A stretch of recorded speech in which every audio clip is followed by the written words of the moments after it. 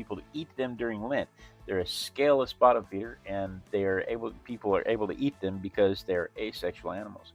We'll talk about that and more fun eel facts as we sketch this little slippery dude. So let's just turn the page and get started. Good morning, good morning, good morning. It is 5:30 in the morning on a, can you believe it, Friday morning. And on Friday mornings, I like to do a little thing where I pull a toy from the toy box, a random object from the Random Object Randomogrifier, if you will, and I like to draw it, and I like to talk about it. We actually do this every day at 5:30 a.m. Texas time, so you may want to set that notification bell so you don't miss any of them. Look at his little ears. They do look like ears, don't they? but today's random object is an eel. Now, the eel in question is the yellow eel stage of a freshwater eel's life cycle. This model, but we're going to talk about several different eels. But again, we actually do this every day at 5:30 a.m. Texas time, so you may want to set that notification bell so you don't miss any of them.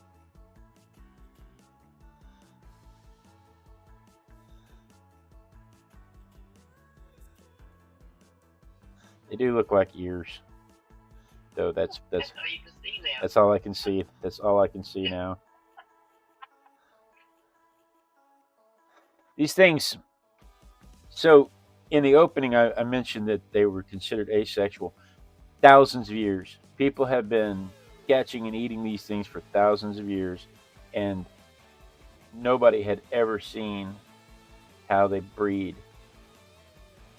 Nobody had ever seen.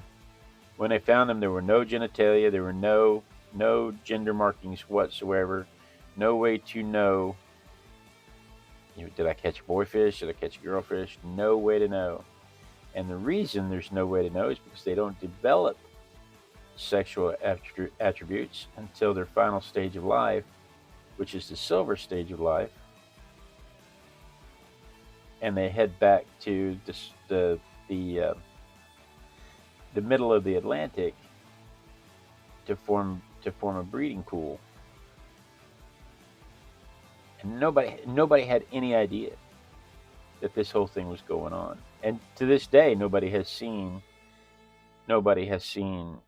eels in the wild mating.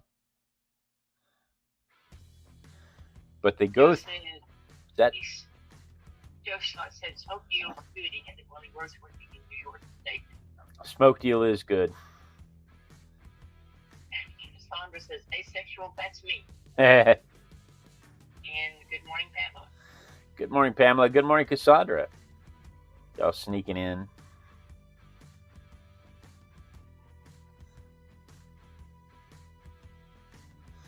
But so there's actually at least 5 stages.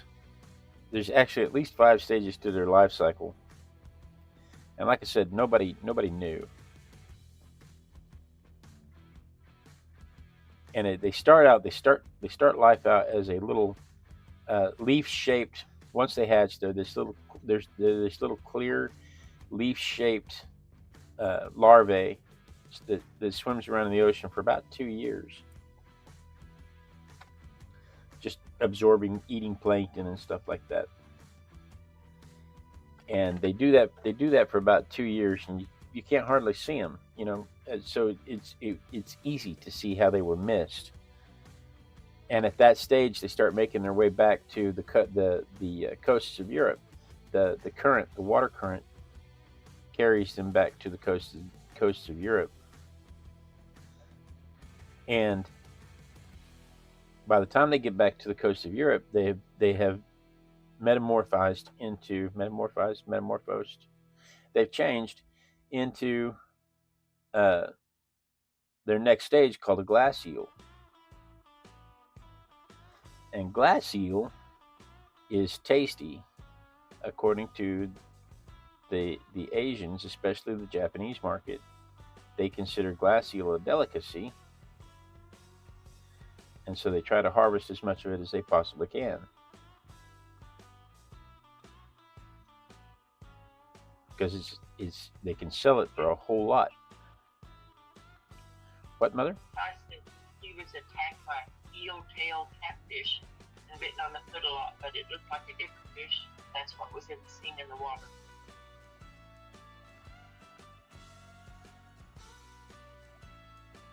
That would be scary. What's Cassandra cooking? Carbonara.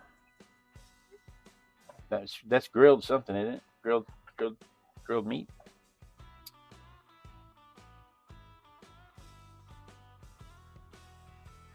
I'm not sure. So from the glass eel stage, they work their way upstream, up to 2,000 miles upstream. They work their way up, and they become elvers. And then from elvers, they become yellow eels, and they live most of their lives as yellow eels as adults, again with no sexual attributes. And then they suddenly decide it's time to spawn, and they turn silver. Where's my eraser? Where is my needed eraser? There it is, way over there. They turn silver, and they start heading back to the ocean, and it'll take about 5 months to get back to the ocean. And in that amount of time, they completely give up their digestive system. They're not going to eat anymore for the rest of their lives. They're not going to eat. So they absorb all of the fat in their body. They absorb some of their skeletal system. They reabsorb their digestive system. All of that gets absorbed as a fuel source to get them back out to the middle of the ocean where they can spawn. And that is when they finally develop their sexual attributes so they can mate. But it's not until just before they get to the spawning grounds in the middle of the ocean. And so you can see. What you said? I said, I'll be back. Oh, cheesy creamy pasta with bacon and chicken. Yeah, we're all going to Cassandra's. Cassandra will be there. You're in Australia? Give me about 12 hours to get there. Save me a plate. But you can see how it started off as a very small, very, very small, very transparent leaf-like thing, and then they turn into little glassy worms, and then they turn into little dark sticks, and then they turn into long yellow slimy things, and then they turn into these silver sleek things. And at every stage, not only is their body completely different, but their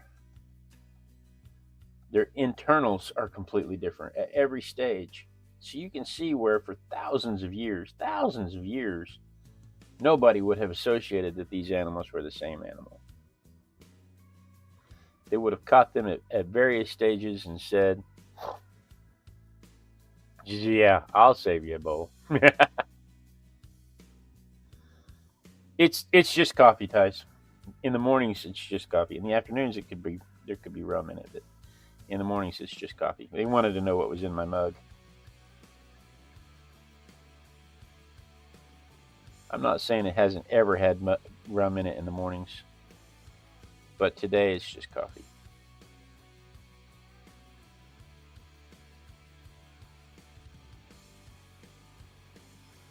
This is my favorite part of the process. This is the part of the process that turns it from a two-dimensional drawing into a dimensional drawing. And I love it.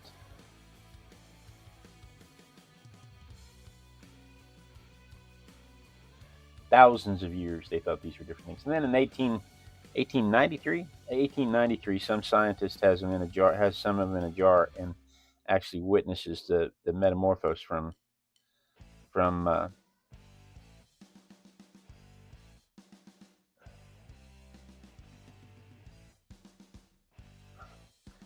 think they went from silver.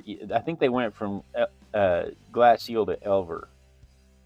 I could be wrong. They may have gone from leptocephali is what they're called when they're in their pure larval state. They may have been leptocephali and transformed into glass eels. At which point that got his attention. And whatever point it was, that's what got his attention and got him uh, watching the rest of the metamorphose change.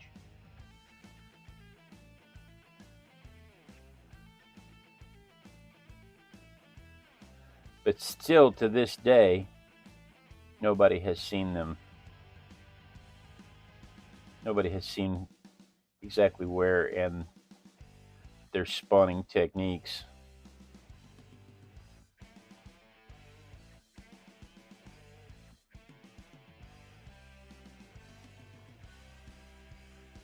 Do, do, do.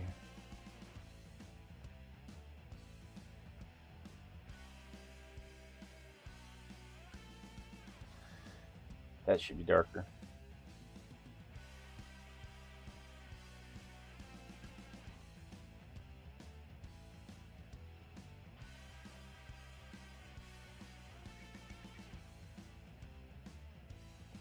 There we go. Let me dry that real quick, and then we'll add some color.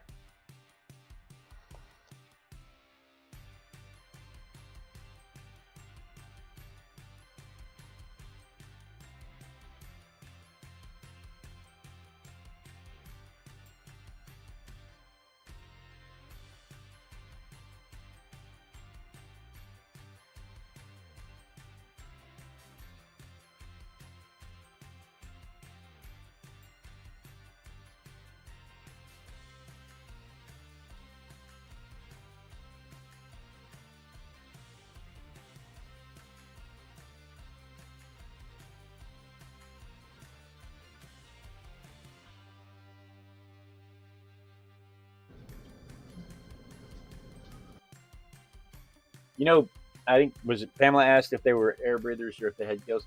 I believe they have gills. I believe they're bottom feeders.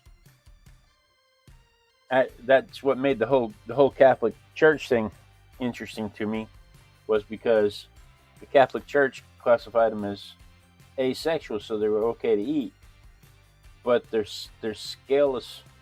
They're scaleless bottom feeders, which Leviticus expressly forbids.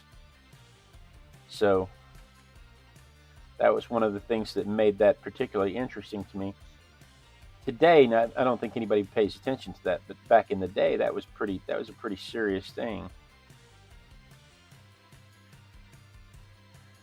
But in order to continue to eat it, because as somebody alluded to earlier, I believe it was Joe, smoked eel is fantastic. And it is hard to get people to give up their traditional foods, especially what would desert people know about how tasty eel, what whether or not we should be eating the tasty eels. I mean, if you think about it like a European peasant being told that they can't have it anymore, what what do desert people know about eels?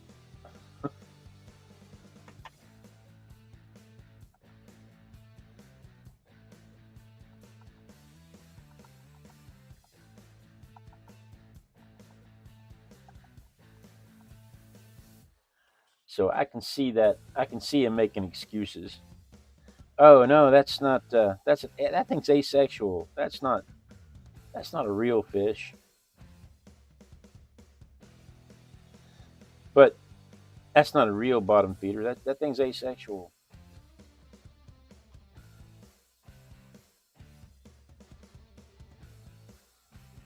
No, no, no. That one's okay to eat. I can see that. I can visualize that happening.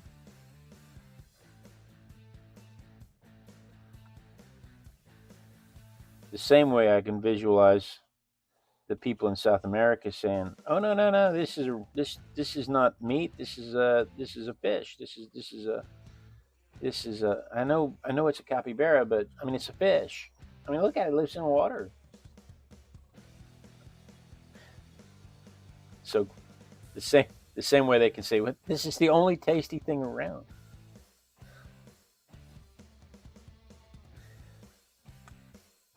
Now, we've been talking about freshwater eel. The pelican eel lives in deep water, 10,000 feet, and it's camouflage. It is super black. You know, the yellow eel is dark on top and light on bottom, like most fish, and the coloration matches the coloration of the river bottoms that it's in. Um, but the pelican eel is super black and has a bioluminescent spot on the end of its tail that it will dangle for to attract food, and when food swims by, it will snatch it up. Let me dry this real quick, so we can ink it. Oh, we're way ahead of time.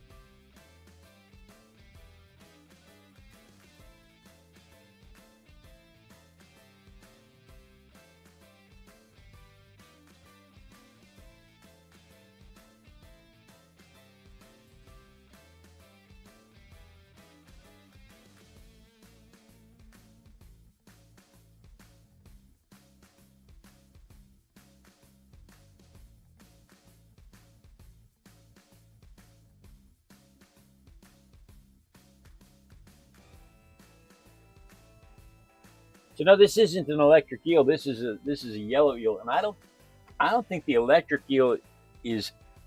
If I remember, is the electric eel an actual eel? Are they actually the same? Are they actually the same family of fish? It seems like I remember them being different. They're very similarly structured, but it seems like I remember them being a different type of fish. Joe's in the comments talking about how he watched a documentary about electric eels and about how they come up for air about every 20 minutes. None of my research mentioned these guys coming up for air, but it did mention that they were bottom feeders. But Wells catfish are bottom feeders. They don't come up for air, though. What was the other one? The arapaima. The arapaima jumps up out of the water and eats primates and birds. But the Wells catfish comes up to the surface and eats pigeons. So I don't know. Maybe somebody could do a quick search and find out. This is what appears to be a yellow eel.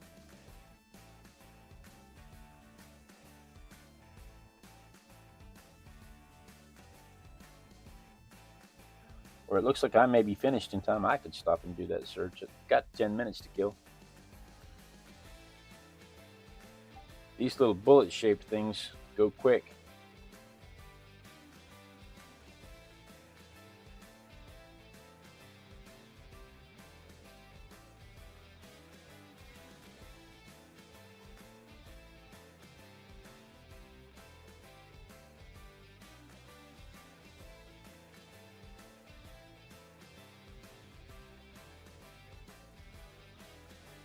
No, yellow eels, which are true eels, are not closely related to electric eels. That's what I thought, Joe. They're just similarly shaped.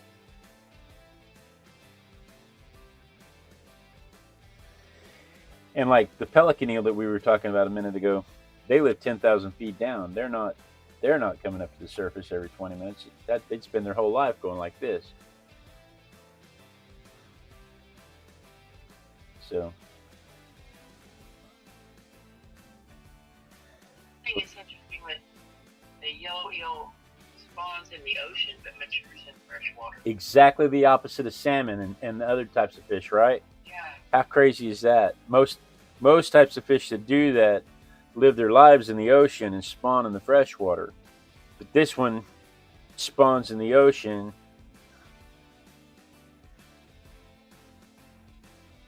What is today?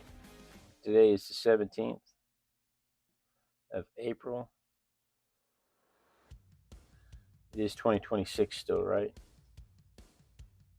I mean, as fast as time is flying, sometimes I wonder if it's still 2026. The glass eels are small enough that they can actually climb on the surface tension of water.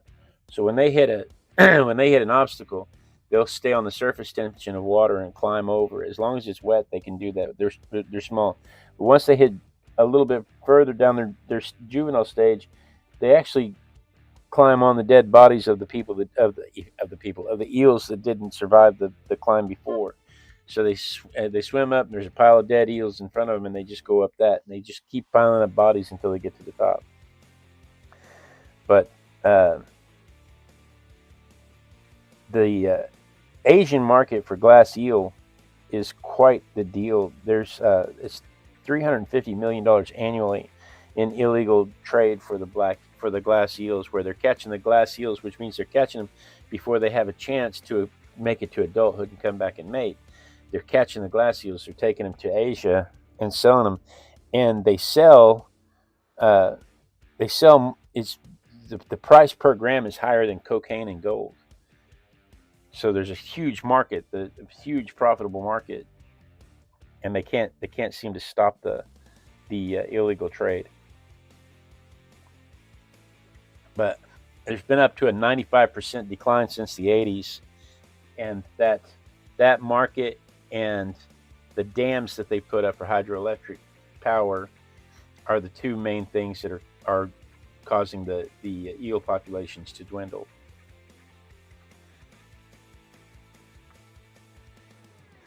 Are we taking a guess on what the next thing is? Okay, so they're in the chat. Dice says, "Let's take a guess on what's next. Probably some type of bird." My mom says it's probably going to be a dino. Dinosaur. Joe says chicken. Okay, Joe, that's still a dinosaur. So I mean, it could be. Let's just see. So hang on. Let's finish this out. Today, this is what I did today. There it is compared to the photograph. Let's see it. Let's see it compared to my perspective. Some type of I like the eel. some type of bird is still a dinosaur.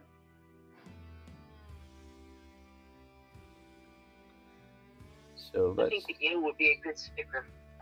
So let's see it from my perspective. There is, from my perspective. So let's see. Let's just take all the guesswork about tomorrow out. Yeah, so we're all saying the same thing. Yeah, chicken, bird, dinosaur. Yeah, it's all the same thing. Let's see what it might be. Some are saying Star Wars. Some are saying dinosaur. Some are saying, oh, somebody says it's a pig. Pamela says it's going to be a pig. It's the suspense.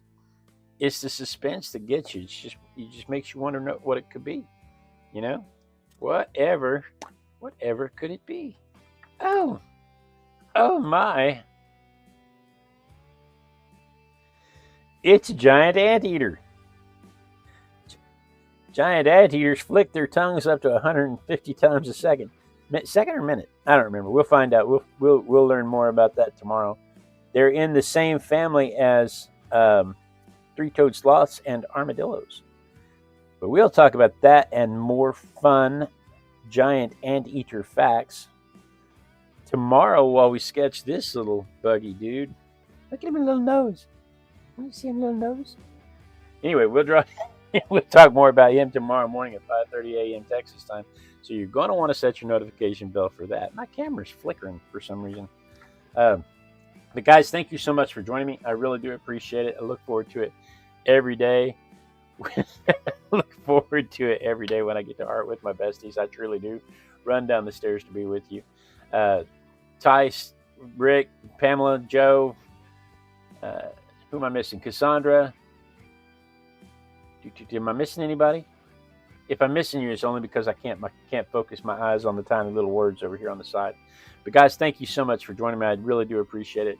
Be sure and tune in tomorrow same artistic biker time, same artistic biker channel. And then we dance. And we can talk for a minute about the robber fly over here on the side that we did last night. This is the work from the fly picture that Pamela sent us. That's the bug picture that Pamela sent us, and that's what we did last night on the 7 o'clock show. We can talk about that for just a minute. But the most important part here is that we're dancing so that the lag catches up to the stream, so that I know that I won't get cut off mid-sentence. It gives you a chance to click the clicky thingies this way if you're on the horizontal, or this way if you're on the vertical. Everybody gets a chance to say hello, goodbye.